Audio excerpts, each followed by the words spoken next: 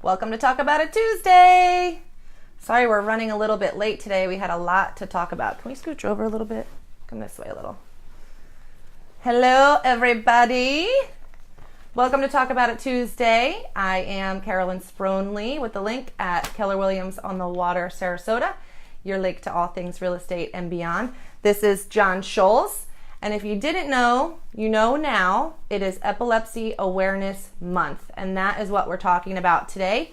Because for very important people like him, he needs your help. And those people that have epilepsy need our help more than ever.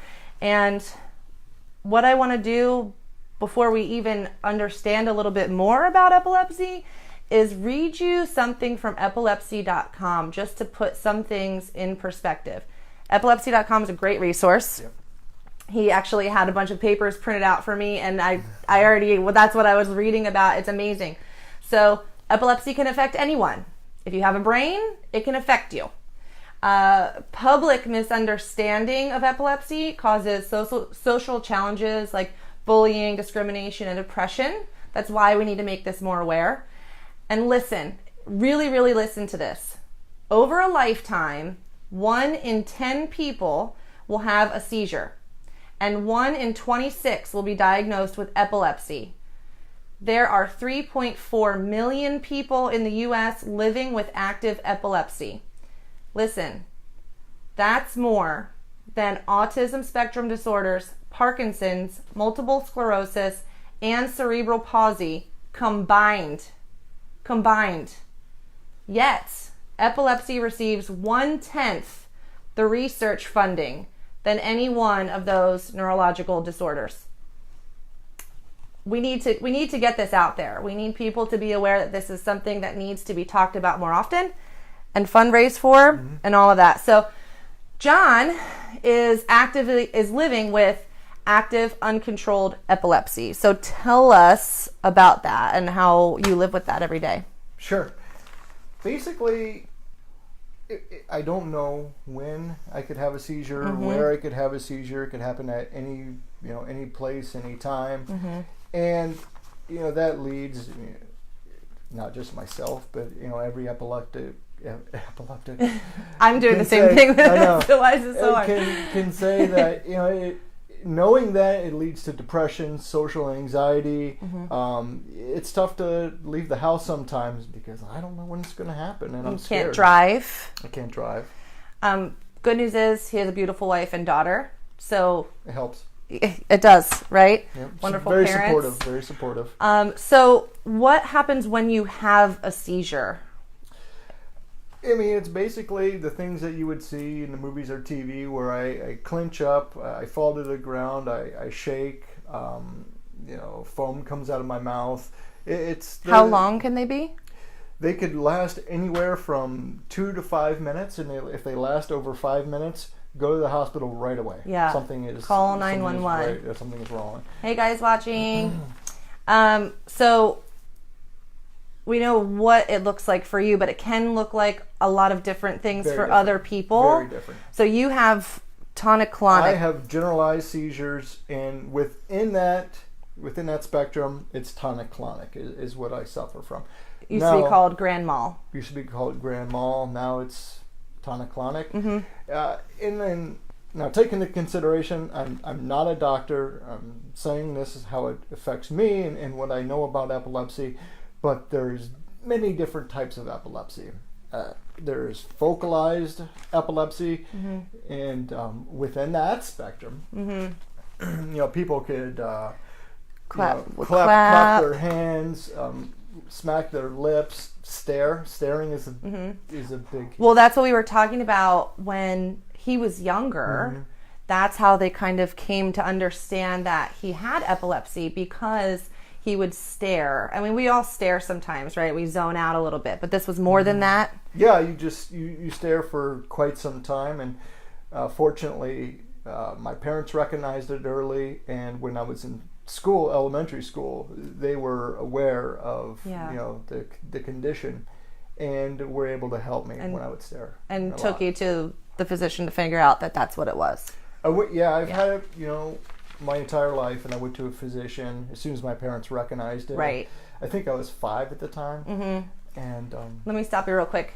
Jen is asking, do you have a service dog?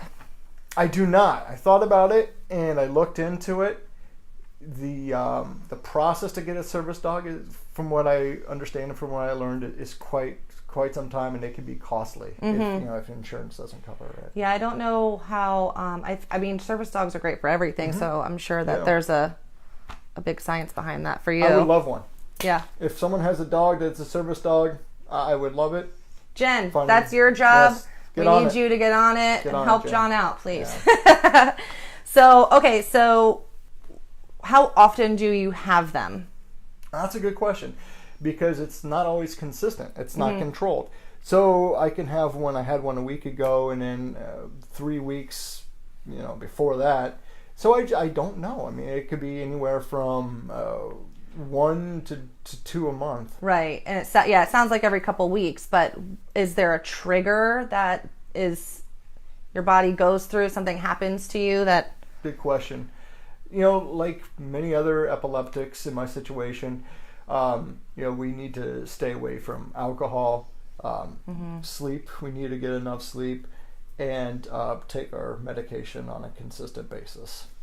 Oh, I see. So the dog will tell you, will help you. Signs. Right. It will spot the signs. Okay, so you really do know about it. Okay, yeah. Awesome. Thanks. We're going to look into that, Jen. Appreciate it. So we don't know when it's going to happen. There are different triggers. Again, different seizures, different triggers for different people. So yours are, alcohol sometimes, no lack of sleep, that kind of thing. And there are some that it's the strobe lights or something like that, right? For some people, okay. Not myself necessarily, but for some people, yeah, you hear that. The trigger is video games can even do it for some people. Yeah. Lots of stimulation as far as visual stimulation. Hey, Mike. So with that being said, and there are so many different types of seizures and different types of epilepsy, what are some signs in the beginning if you don't know that you have epilepsy yet? Or if someone, what would someone be doing for you to be triggered to say, I think it's time that we go see a doctor? Now let's take into consideration that 1 in 26 people, I think domestically, have epilepsy. So it's the 4th most common form of neurological disorder. And I can tell you, for me personally, I will get really confused, and I may know that a seizure is coming. But for people who have a seizure, I don't know if this will answer your question, but hopefully it does. If you're swimming or you're in the water, any type of water, if you're pregnant or have a heart condition, if you have a seizure lasting over 5 minutes, you need to get to a hospital right away. Yeah, these are these are safety tips. Safety tips. Yeah, those are safety tips. What my question was, what are signs like even as a child? Like you're as a child, you were staring often. So we talked about a couple of things. Smacking your lips, clapping often. The controllable, the chewing. Feeling that you want to chew a lot. Did I write these down? No, I did on the other paper. For me, though, personally, it was staring, and I found that was the issue. Or at least my parents did, and thankfully they determined it early. Right. So now talking about safety tips, if you happen to be around someone that does have a seizure, what should we do, and why should we call 911? What makes us have to do that? If you have a seizure lasting over 5 minutes, if you're pregnant, have a heart condition, right? If you're in any type of water. A bathtub is common. I didn't even think about that. I was just thinking like a pool or by a lake. If you're taking a bath. I didn't even think about that for some reason. Or yes. If you're injured. If you're injured. If you hurt yourself. For me personally, I dislocate my left shoulder with most seizures, and I have to go to the ER. Yeah. Oh my goodness. Yeah. Let me see if we missed a couple there. If you're in water, if it's your first seizure, so if you've never had a seizure before, or you're around someone who has never had a seizure before, right? Or if you have one and then you have another one after, or if you have a seizure lasting 5 minutes, or it's tough for you to kind of come out of it, or you have trouble breathing after that seizure. Yeah. it's time to call 911. It's time to get you to the hospital because it's more serious than a general seizure. I feel like everyone is calling me right now. Hey, Jody, you're calling me on the phone right now. You should be watching this. So what we really wanted to do today, oh, wait. When you see someone having a seizure, what do we want to do? That's very important. So first thing is turn them on their side. Now let's take into consideration there are many different types of seizures. Right. So the tonic-clonic generalized seizures, may be a lot different than someone who's staring. Right. It's a focalized seizure. But if you see someone who's having a seizure, yeah, if you could turn them on their side, that'd be great. The violent type of seizures, you want to turn them on their side. Yeah. And then hands off. Hands off. Hands off, because it can be very violent. Just move. You want to move the objects that are around them so they're not going to hurt themselves, and make sure you're timing it. Again, if it gets to that 5-minute mark, we want to call 911 for sure. Right away. So we wanted to do this video, just to really bring awareness. It is Epilepsy Awareness Month. There is an Epilepsy Awareness Day, which is March 26th. March 26th. So look out for that. Wear purple. Wear purple. Wear purple all month. Yeah. It is something that really needs to be talked about more. Like I said in the beginning, let me read this one more time. There are 3.4 million people in the U.S. living with active epilepsy. That's more than autism spectrum disorders, Parkinson's, multiple sclerosis, and cerebral palsy combined. Yet, epilepsy receives 1/10 the research funding than any of those neurological disorders. Now, that's not to say that those are not dangerous and need research as well, but we need more research for epilepsy. John takes multiple medications a day. 4 medications coming up, right? He's not able to drive yet. You have to have 6 months of no seizures to be able to drive. And the doctors still don't necessarily they don't really know how to stop them. And, it can cause things later in life. And so we really need to bring awareness. I really hope that you got something from this, understand a little bit more about epilepsy, and you can share this so that everyone else can become aware. If you do have epilepsy, or you know someone who does have epilepsy, or you just want to learn more, there are a bunch of websites up top, epilepsy.com, the CDC website about the first aid if you see someone with epilepsy or having a seizure, how to help them, as well as joshprovides.org, joshprovides.org, which is a support group, and that's actually right here, I believe, in Lakewood Ranch, or somewhere in Sarasota. And so that's a support group for people with epilepsy, because again, it can be very secluding. It could lead to depression, social anxiety, and things of that nature. So we want to bring everyone closer.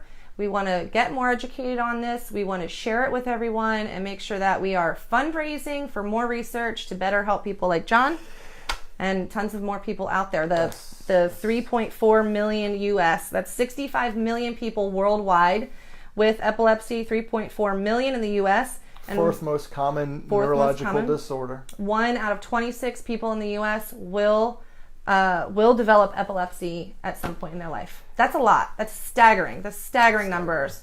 So please share this video. Please, please, please get educated. Do research. Please help fundraise. Let's get some more research going for everyone. And thank you again for watching Talk About It Tuesday. This is John Scholes, the awesome John Scholes. Thank you so much for helping us. Thanks for having me. Yeah, this was really, really eye-opening. It's nice to be able to talk about epilepsy and to bring more awareness to it. So thanks for having me. Of course. I'm so glad. Thank you. And again, I'm Carolyn Spronley with the link, your link to all things real estate and beyond. And I hope you have an awesome Tuesday. We'll see you next Tuesday. Thanks, John. Peace. Epilepsy Awareness Month.